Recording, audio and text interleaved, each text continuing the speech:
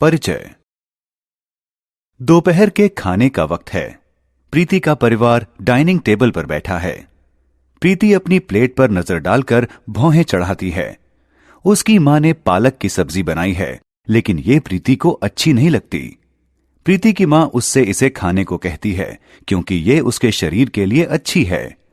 प्रीति ये सोचकर हैरान है कि वह जो भोजन खाती है वह उसके शरीर के अलग अलग भागों तक कैसे पहुंच जाता है। इस पाठ में हम ऑक्सीजन, पोषक तत्वों और अपशिष्ट पदार्थों के शरीर के एक भाग से दूसरे भाग तक पहुंचने की प्रक्रिया पर चर्चा करेंगे।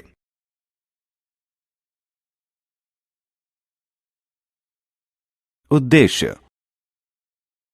इस पाठ के अंत में आप निम्न करने में सक्षम हो जाएंगे: रक्त के घटकों की सूची बनाना, रक्त वाहिकाओं के विभिन्न प्रकारों की व्याख्या करना, हृदय की बनावट की व्याख्या करना, हृदय के कामकाज के बारे में बताना, दिल की धड़कन और दिल की गति की व्याख्या करना, निष्पादन प्रणाली के कामकाज को समझना।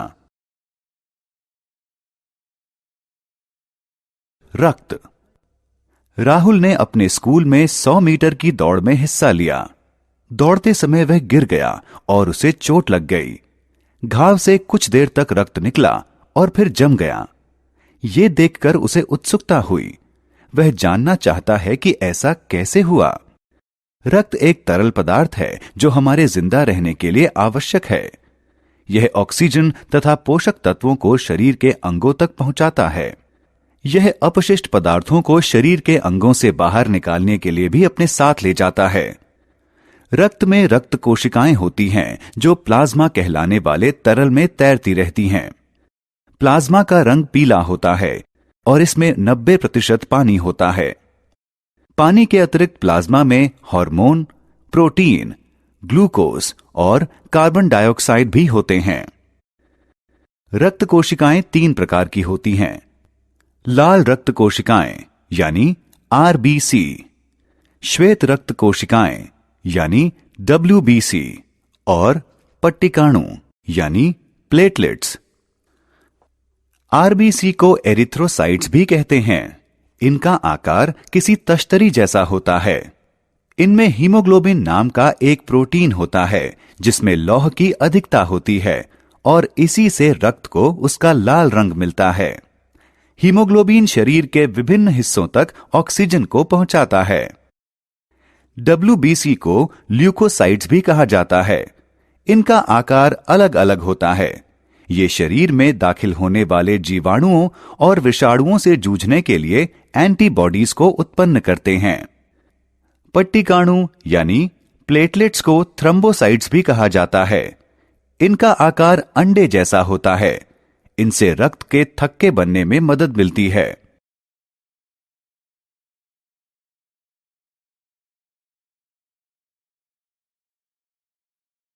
रक्त वाहिनियां, धमनियां और शिराएं या नसें। एक बार जब रोहित बीमार हुआ तो डॉक्टर ने उसके रक्त की जांच कराने को कहा। जिस टेक्नीशियन को उसके रक्त का नमूना लेना था उसने पहले एक खास तरह की रक्त वाहिनी को ढूंढा ताकि उसमें सुई लगाकर रक्त ले सकें। तो क्या रक्त वाहिनियां भी अलग अलग प्रकार की होती हैं? जी हां, हमारे शरीर में 3 तरह की रक्त वाहिनियां होती हैं: धमनियां, शिराएं और केशिकाएं या बेहद बारीक नसें। धमनियां मोटी दीवारों वाली रक्त वाहिनियां होती हैं। वे ऑक्सीजन युक्त रक्त को हृदय से शरीर के अन्य सभी अंगों तक ले जाती हैं। धमनियां भी 2 प्रकार की होती हैं: प्रणालीगत धमनियां, ये ऑक्सीजन युक्त रक्त को हृदय से शरीर के दूसरे अंगों तक ले जाती हैं। फुफ्फुस धमनियां, ये ऑक्सीजन रहित रक्त को हृदय से फेफड़ों तक ले जाती हैं। शिराएं पतली दीवारों वाली रक्तवाहिकाएं होती हैं। ये त्वचा के निकट होती हैं।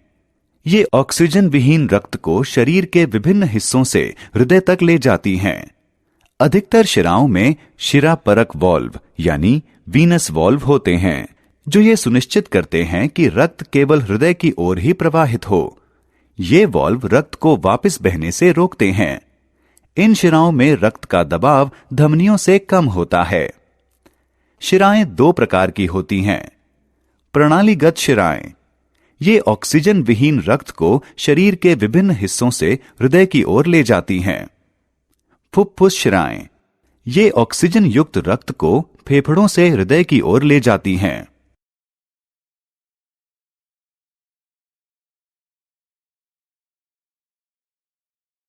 रक्तवाहिनियां, केशिकाएं या बेहद बारीक नसें। धमनियां और छोटी रक्तवाहिनियों में विभक्त हो जाती हैं, जिन्हें रोहिणिका यानी आर्टेरियोल कहते हैं, और ये भी आगे बढ़कर केशिकाएं बन जाती हैं। केशिकाएं रक्त की बेहद पतली वाहिनियां होती हैं जो ऊतकों में मौजूद होती हैं। ये ऑक्सीजन युक्त रक्त को धमनियों से ऊतकों तक ले जाती हैं। आरबीसी में मौजूद ऑक्सीजन और ऊतकों वाले अपशिष्ट पदार्थ का विनिमय केशिकीय दीवारों यानी कैपिलरी वॉल्स के जरिए होता रहता है। ऑक्सीजन विहीन रक्त को ले जाने वाली ये केशिकाएं आपस में जुड़कर वेन्यूल बन जाती हैं और फिर ये भी आपस में जुड़कर शिराएं बन जाती हैं। ये शिराएं फिर ऑक्सीजन विहीन रक्त को हृदय तक ले जाती हैं।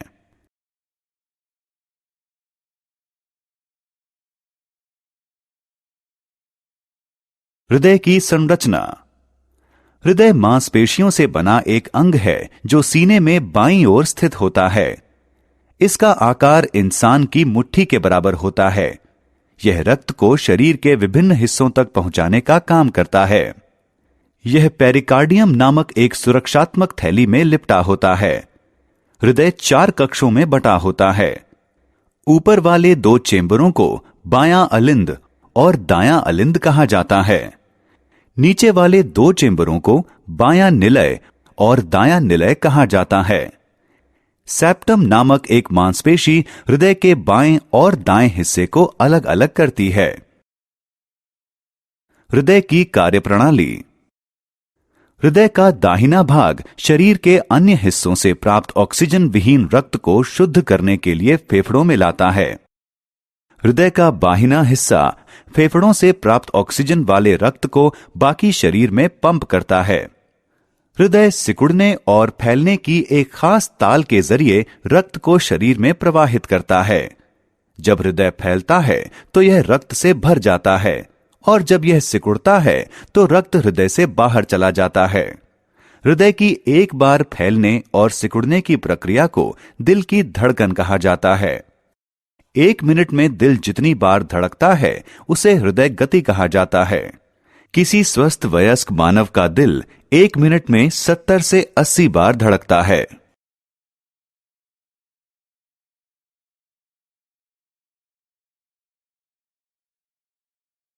मनुष्यों में निष्पादन प्रणाली। विनीता जॉगिंग करने के बाद घर लौटती है। वह पसीने में तरबतर है। उसकी मां उसे नहाने को कहती है। क्यों? दरअसल पसीना एक ऐसा अपशिष्ट पदार्थ है जिसे शरीर से दूर किया जाना चाहिए। आपने अभी जाना कि रक्त शरीर के अलग अलग हिस्सों से अपशिष्ट पदार्थों को इकट्ठा करता है। ये पदार्थ हैं कार्बन डाइऑक्साइड, पानी, नमक, यूरिया और यूरिक एसिड। ये शरीर की पाचन संबंधी गतिविधियों का परिणाम होता है। क्योंकि ये पदार्थ विषैले होते हैं, इसलिए इन्हें शरीर से बाहर निकाला जाना जरूरी है। पाचन प्रक्रिया के कारण उत्पन्न होने वाले अपशिष्ट पदार्थों को बाहर निकालने के काम को निष्पादन कहा जाता है। निष्पादन की प्रक्रिया फेफड़ों, त्वचा, जिगर और गुर्दों के जरिए होती है।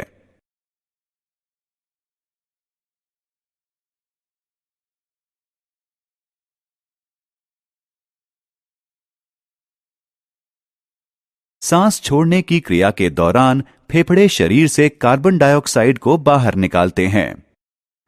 त्वचा पसीने के रूप में अतिरिक्त पानी, नमक, यूरिया और यूरिक एसिड को शरीर से बाहर निकालती है। जिगर रसायनों को रक्त से अलग करता है। यह बाइल नामक एक तरल छोड़ता है जो अपने साथ जिगर से निकलने वाले अपशिष्ट पदार्थ को आंत में पहुंचा देता है। गुर्दे सेम के आकार के होते हैं और ये दो होते हैं। ये शरीर के विभिन्न हिस्सों से आने वाले रक्त को साफ करते हैं। इस प्रक्रिया के दौरान उपयोगी चीजें फिर से रक्त में अवशोषित हो जाती हैं और अपशिष्ट पदार्थ पेशाब के रूप में बाहर निकल जाते हैं। मूत्र मूत्रवाहिनी के जरिए मूत्राशय में पहुंचता है। यह मूत्राशय में जमा होता है और मूत्रा मार्ग यानी यूरेथ्रा नाम की एक मांसल ट्यूब के छोर पर मौजूद छिद्र यानी मूत्रा रंध्र के जरिए बाहर निकल जाता है।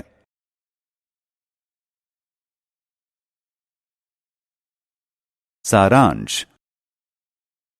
आइए हमने जो कुछ सीखा है उसे संक्षेप में दोहराएं। रक्त में रक्त कोशिकाएं होती हैं जो प्लाज्मा नामक एक तरल में तैरती रहती हैं। रक्त कोशिकाएं तीन प्रकार की होती हैं। लाल रक्त कोशिकाएं यानी आरबीसी, श्वेत रक्त कोशिकाएं यानी डब्ल्यूबीसी और पट्टिकाणु। हमारे शरीर में तीन तरह की रक्तवाहिकाएं होती हैं, धमनियां, शिराएं और केशिकाएं या बेहद बारीक नसें। धमनियां ऑक्सीजन युक्त रक्त को हृदय से शरीर के अन्य भागों तक पहुंचाती हैं। शिराएं ऑक्सीजन विहीन रक्त को शरीर के विभिन्न हिस्सों से हृदय तक पहुंचाती हैं। हृदय मांसपेशियों से बना एक अंग है जो रक्त को शरीर के विभिन्न हिस्सों तक पहुंचाता है। हृदय की एक बार फैलने और सिकुड़ने की प्रक्रिया को दिल की धड़कन कहा जाता है। जब हृदय फैलता है तो वह रक्त से भर जाता है और जब हृदय सिकुड़ता है तो यह रक्त बाहर निकल जाता है। निष्पादन की प्रक्रिया फेफड़ों, त्वचा, जिगर और गुर्दों के जरिए होती है। गुर्दे रक्त को छानते हैं और अपशिष्ट पदार्थ को मूत्र के रूप में अलग कर देते हैं।